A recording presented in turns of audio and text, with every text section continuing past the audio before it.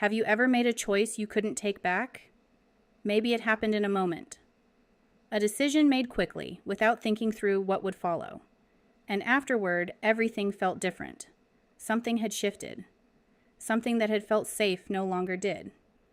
If you've ever lived through a moment like that, Genesis 3 may feel more familiar than you expect. This is one of the most significant chapters in all of Scripture. Not just because of what happens, but because of why it still matters to every one of us, today. So before you read, take a slow breath. Open your hands. Ask God to let you see this passage with fresh eyes, because there is so much here beyond what first meets the eye. To understand Genesis 3, it helps to remember where we are in the story. Genesis 1 and 2 give us a picture of shalom, a Hebrew word that means wholeness, harmony, and flourishing. Everything is good. Everything is connected. God and humanity are walking together in a garden that is full of life, beauty, and unbroken relationship. There is only one boundary, one tree. And God has been clear, this one is not for you. Into this picture of peace, a new voice enters, and everything is about to change. As you read Genesis 3, you will notice several threads weaving through the chapter. Do not rush past them. Each one is worth sitting with. The first thing you might notice is the art of the subtle question. The serpent does not arrive with a loud accusation. He does not say God is wrong. He simply asks a question. Did God really say? Take a moment to notice how subtle that is. He does not deny God's words. He just introduces doubt about them. He invites Eve to re-examine what she thought she understood. Perhaps one of the first aha moments in this chapter is recognizing how familiar that voice sounds. Not dramatic, not obviously threatening, just a quiet whisper that makes you wonder if maybe you misunderstood. Maybe God did not really mean it that way. Maybe there is something you have been missing. You might recognize that voice. Most of us have heard it. The second thing worth noticing is the desire behind the decision.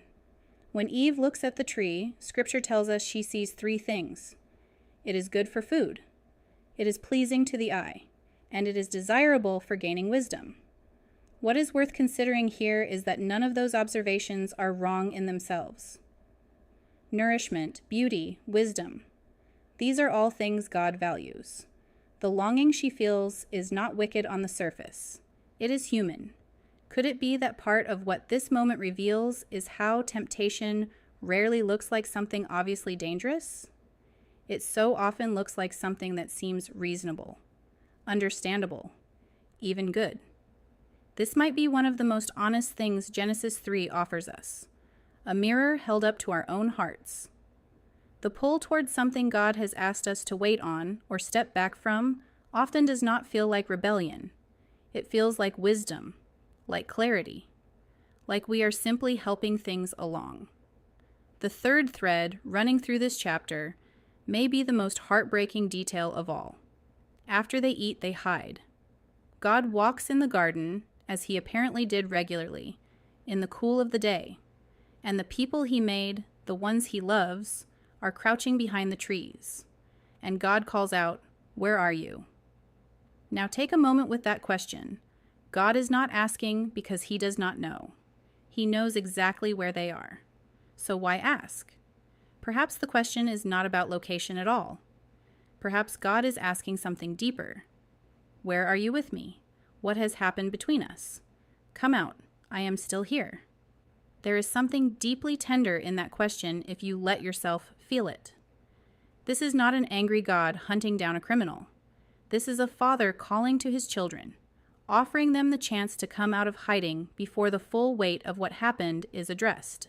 Here is something worth sitting with, something that often gets overlooked in Genesis 3. God comes looking. Adam and Eve do not go to God. They hide. They cover themselves. They blame each other. They do everything except come forward. And yet God comes to the garden. God calls out. God initiates.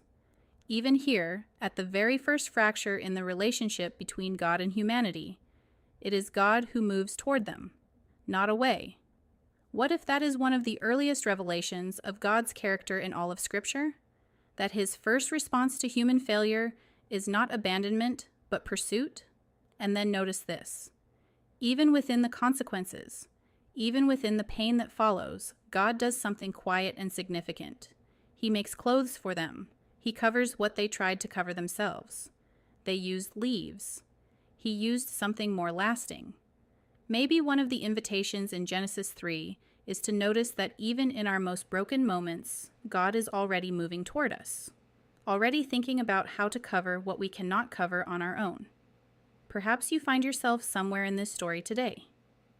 Maybe you are in a moment where a subtle voice has been whispering doubt about God's goodness, about whether his boundaries are really for your good, about whether he can be trusted with the thing you are longing for.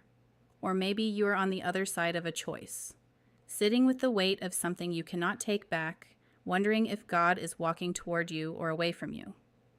Genesis 3 does not offer us a tidy resolution. The consequences are real.